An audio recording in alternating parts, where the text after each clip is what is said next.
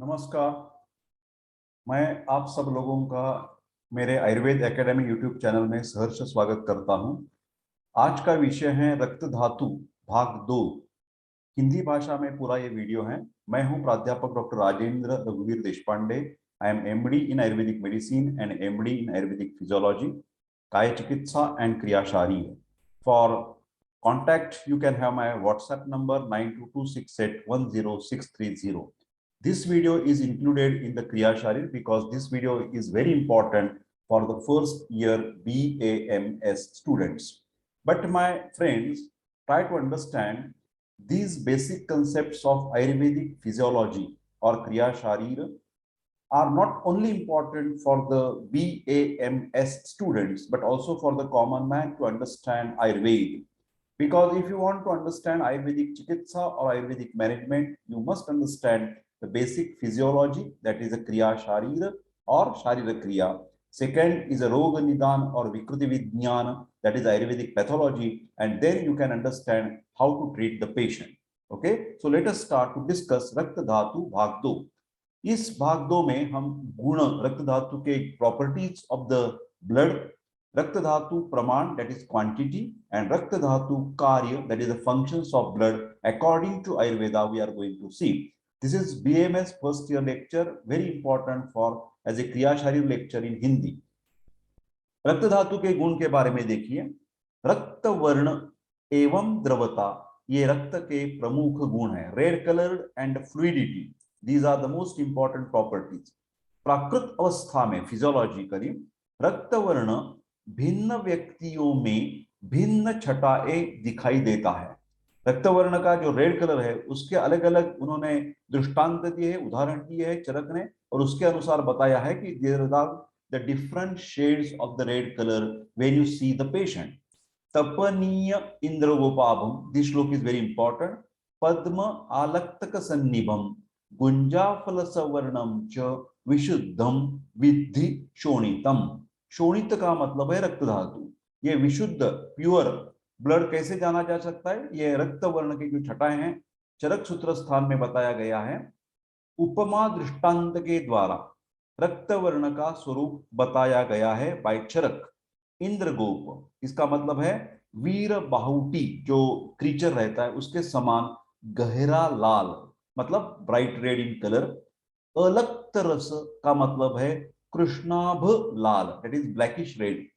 गुंजा फल उपरोक्त दो वर्णों की अपेक्षा इसमें in between this bright red and blackish red. तप्त सुवर्ण के समान का मतलब पीत अथवा केसरिया छटायुक्त लाल वर्ण. पद्म कमल के समान मतलब फीका लाल अथवा श्वेत मिश्रित लाल. So one must understand that red color has a different shades and that we are going to see in different patients. प्रकृति जैसे वात पित्त कफ प्रकृति, शरीर आहार कर्म और देशादि भेदानुसार रक्त सारता होने पर भी रक्त वर्ण की छटाओं में विविधता दिखाई देती है.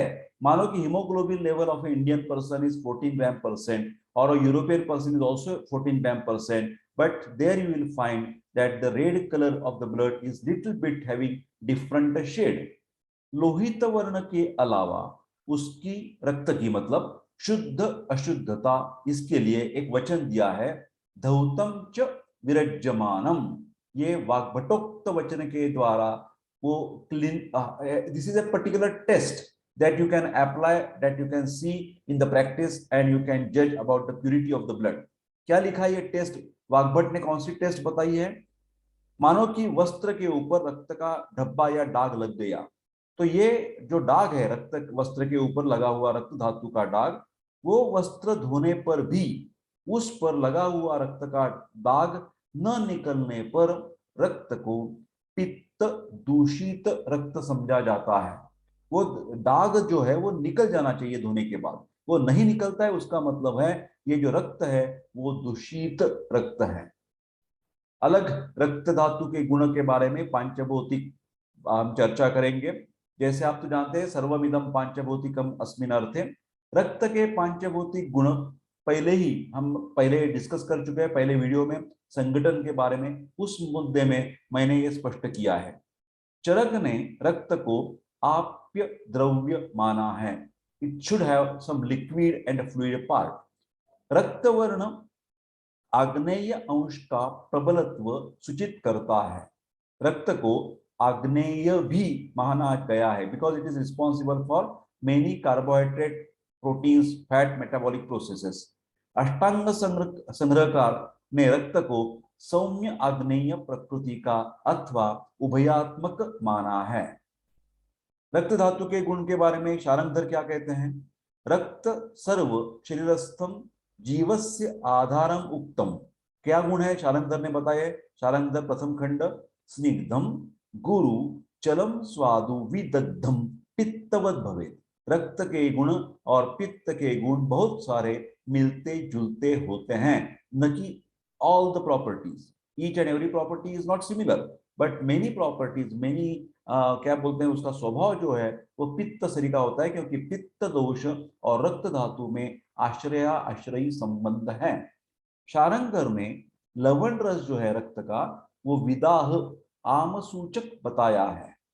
इस अनिष्ट अप्रिय रस के कारण कोई हीन प्राणी भी ऐसे दुष्ट रक्त को स्पर्श नहीं करता। आगे चलते हैं, रक्त धातु के गुण, प्रॉपर्टीज। असंवतम, यह रक्त का और एक विशेष गुण है। असंवतम न स्त्यायते इति अन्य, अर्थात रक्त धातु जो है शरीर के अंतर्भाग में संवत गाढ़ा नहीं होता, उसका स्कंदन नहीं होता। अंदर कुछ गुठली बन गई रक्त की तो हम बोलते हैं वो प्रॉब्लमेटिक है, थ्रोम्बोसिस है या एम्बोलिज्म है। This is not at all a normal. इसके विपरीत व्रण द्वारा शरीर से बाहर निकलने पर कुछ क्षणों में ही रक्तस्राव रुक जाना प्राकृत है। सो inside the body the blood will not clot, but when it come out of the body definitely it will have the protective mechanism and the blood will clot. चिरकाल तक व्रण द्वारा रक्तस्राव होते रहना विकृति सूचक है। जैसे हम बोलते हैं हमेशा ब्लीडिंग टाइम और क्लॉटिंग टाइम ये टेस्ट किया जाता है, कितने टाइम तक वो ब्लीडिंग होता रहता है। 2 to 5 minutes and 5 to maximum 10 minutes. Bleeding time is 2 to 5 minutes and clotting time 5 to 10 minutes. तो ज्यादा टाइम तक वो रक्तस्राव होते रहता है तो ये विकृति है, पैथोलॉजी है। रक्त ये पित्त का आश्रय स्थान है, अतः उष्णता गुण उसमें होना यह स्वाभाविक है, किंतु उष्णता भी एक विशिष्ट मर्यादे में होनी चाहिए। ये उष्णता ज्वर में स्पर्शगम्य स्वरूप और रक्त पित्त में कर्मगम्य स्वरूप बढ़ती है। So this is not normal. उष्णता तब बढ़ जाएगी तो ज्वर, फीवर हो जाएगा। उष्णता जब बढ़ जाएगी तो रक्त पित्त, ब्लीडिंग डिस्क्रेसियाज, ब्लीडिंग डिसऑर्डर्स हो जाएंगे, जैसे ITP, इडियोपैथिक थ्रोम्बोसाइटोपेनिक परप्यूरा, रक्त पित्त। रक्त धातु के प्रमाण के बारे में चर्चा करेंगे। अष्टौ अंजलयः शोणितस्य, चरक शारीर स्थान अध्याय 7। ध्यान से सुनिए, जो नंबर्स रहते हैं वो MCQ के लिए या एंट्रेंस जो होती है MDMS की, उधर हमेशा ये नंबर्स के ऊपर आपको ध्यान देना पड़ेगा, डेफिनेशंस एंड नंबर्स। रक्त द्रव धातु होने के कारण उसके मापन के लिए संबंधित व्यक्ति के स्व अंजलि प्रमाण का उपयोग किया जाता है। हैंड स्पूनफुल, हैंडफुल, स्व अंजलि का प्रमाण। प्रत्यक्षतः अंजलि मापन अव्यवहार्य, इम्प्रैक्टिकेबल होने के कारण प्राकृत कार्य का अवलोकन करके अनुमान प्रमाण द्वारा प्रमाण मापन करना पड़ता है कि सब के सब कार्य ठीक ठाक चल रहे, haemoglobin will be definitely normal. Sushruta अलग ही बात बताता है हमेशा, वो कहता है कि हर एक जो घटक है हमारे शरीर के उसमें रीजनरेशन और डीजनरेशन, रीजनरेशन डीजनरेशन, निर्मिति और उसका विनाश, निर्मिति विनाश, निर्मिति विनाश, ये चक्र जैसा है। तो ये चक्र के कारण दोष धातु मलानाम तु परिमाणम न विद्यते, उसके जो एग्जैक्ट क्वांटिटी है वो डिफाइन करना बहुत ही डिफिकल्ट है, ऐसा सुश्रुत का मानना है। रक्त धातु के कार्य के बारे में चर्चा करेंगे। ध्रुव धारयति, इस निरुक्ति के अनुसार सभी जो धातु हैं, रस, रक्त, मांस, मेद, अस्थि, मज्जा, शुक्र, सप्त धातुओं में ये कार्य समान रूप से हैं, क्या करते हैं वो धातु? धातु का मतलब ध्रुव धारयति, वो शरीर का धारण करते हैं। ये शरीर धारण करना ये अलग सब धातुओं का कार्य है और रक्त धातु का भी कार्य है। नंबर 2, जीवन। प्रीणनम जीवनम लेपः स्नेहो धारण पूर्णे गर्भोत्पादश्च धातूनां श्रेष्ठम कर्म क्रमात् स्मृतम। सप्त धातुओं के श्रेष्ठ कर्म का वाग्भट वाला श्लोक आपको याद करना पड़ेगा। प्रीणनम जीवनम लेप कहा एक्सेट्रा।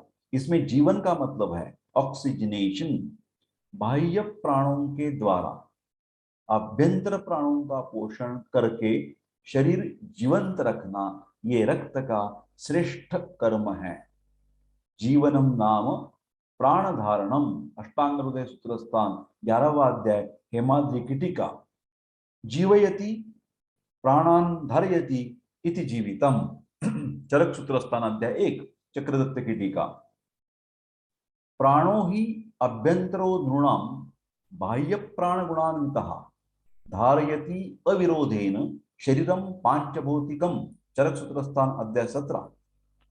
ये जो बाह्य प्राण कौन से होते हैं? शुद्ध हवा, ऑक्सीजन। उसके बाद क्या बोलेंगे? अन्न, food and water. Oxygen, food and water, इसको मैं पर्सनल रूप से बाह्य प्राण कहता हूं।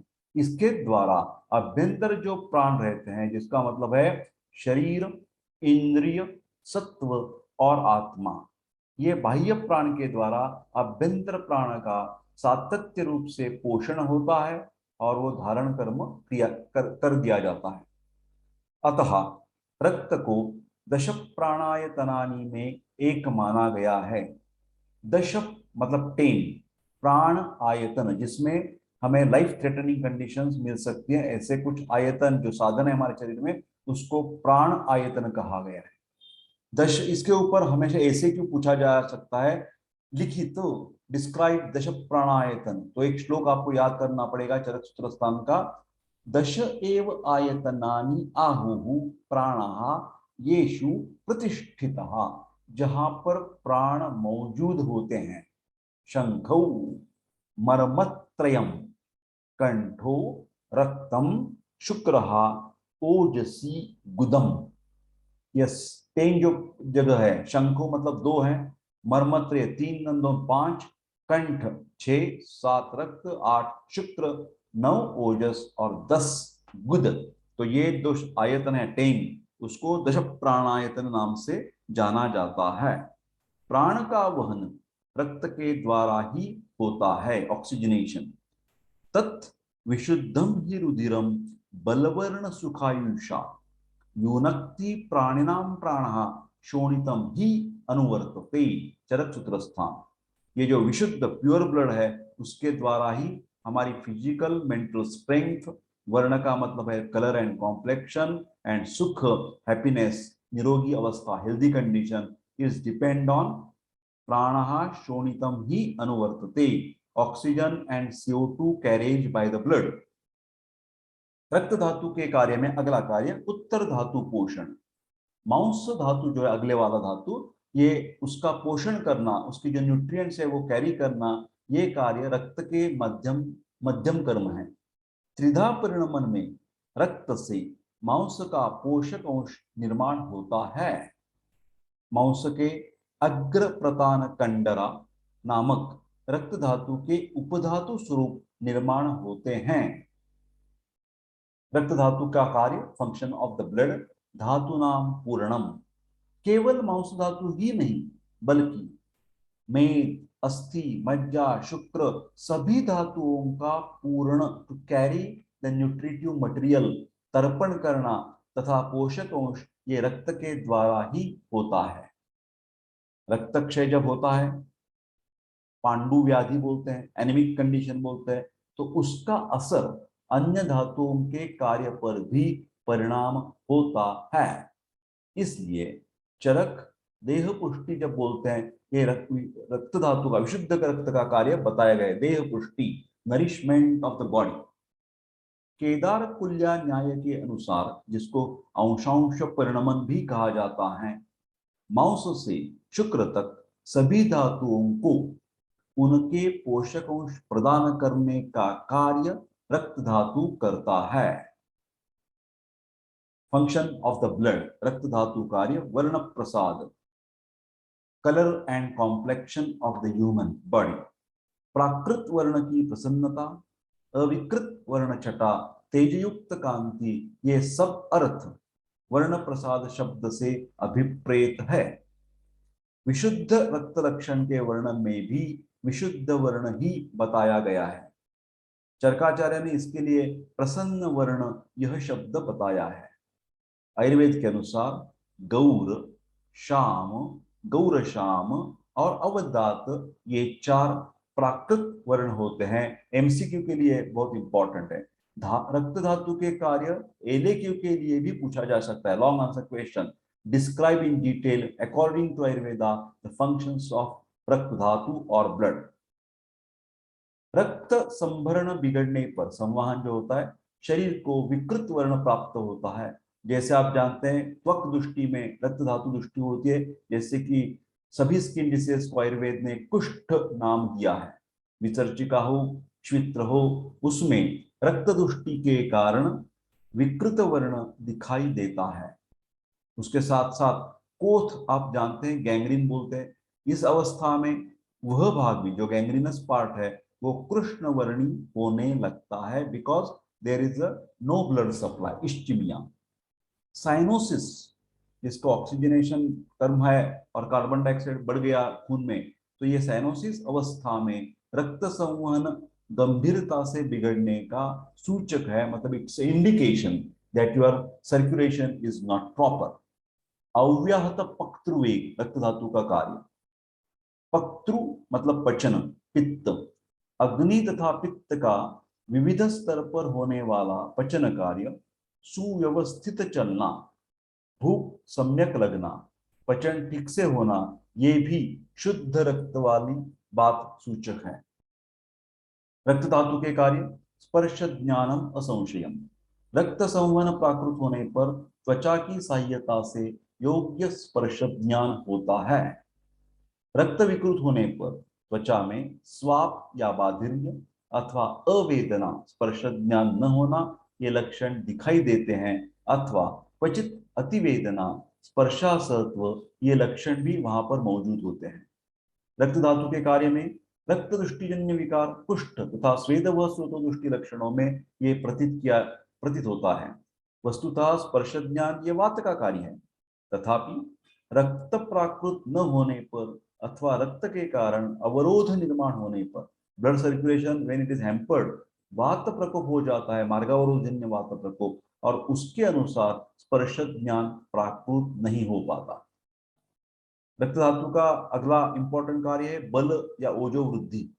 रक्त के द्वारा बाह्य प्राणों की प्राप्ति सुयोग्य प्रकार के होने से सभी धातुओं तथा ओज की प्राकृत स्थिति निर्माण होकर शारीरिक बल प्राप्त होता है। रक्तक्षय, पांडु बीमारी जो है, एनीमिया है, उसमें बल कम होने के कारण श्रमज श्वास, डिस्निया ऑन एक्सर्शन, ये लक्षण उत्पन्न होता है। जब कुछ ज्यादा सीढ़ियां चढ़ना हो या कुछ पर्वत चढ़ना हो या कुछ कष्ट वाले काम हो, तो ये एनीमिक पेशेंट कर नहीं पाता। ब्रेथलेसनेस ऑन एक्सर्शन, ये दुर्बलता है। शरीर के साथ इंद्रिय एवं मन का बल भी उत्तम रखना, ये रक्त धातु का कार्य है। अतः अमोहम बुद्धि कर्मणाम, ये कार्य रक्त धातु में समाविष्ट किया गया है। आयुर्वृद्धि रक्त धातु का एक कार्य है। लॉन्गिविटी ऑफ द लाइफ, धारणा धातव, सभी धातुओं को यह प्रकार सुयोग्य प्रकार से होने से दीर्घ आयु की प्राप्ति होती है। तो मेरे प्यारे दोस्तों, आज की इस वीडियो में रक्त धातु भाग 2 में हमने रक्त धातु के गुण, प्रॉपर्टीज, रक्त धातु के प्रमाण, क्वांटिटी, और रक्त धातु के कार्य, फंक्शंस, इसके बारे में चर्चा की। ये था BMS first year lecture, kriyasharir lecture in Hindi. मैं आपको विनंती करता हूं कि रक्त धातु के बारे में भाग 3 भी अवेलेबल है, तो आप जरूर वो देखिए। रक्त धातु सारता, रक्त धातु उपधातु, रक्त धातु के मल, रक्त धातु की वृद्धि और क्षय, पैथोलॉजिकल कंडीशंस। भाग 1 ऑलरेडी अपलोडेड है, तो आप वो भी जरूर देख सकते हैं। रक्त धातु की नाम निरुक्ति पर्याय, रक्त धातु का स्थान, रक्त धातु संगठन स्वरूप, रक्त धातु के प्रकार, रक्त धातु का मेटाबॉलिक प्रोसेस, परिणमन और परिणमन काल। मैं आपको विनंती करना चाहता हूं कि ये मेरा वीडियो लाइक कर दीजिए, शेयर कर दीजिए, and don't forget to subscribe my YouTube channel and press the bell icon to get such very interesting videos from Professor Dr. R. Deshpande on Ayurveda Academy. I wish you all the best. Take care. I wish you all the best for your exam, for your practice, as well as for your health. Wish you happy, healthy, and long life. Thank you and take care.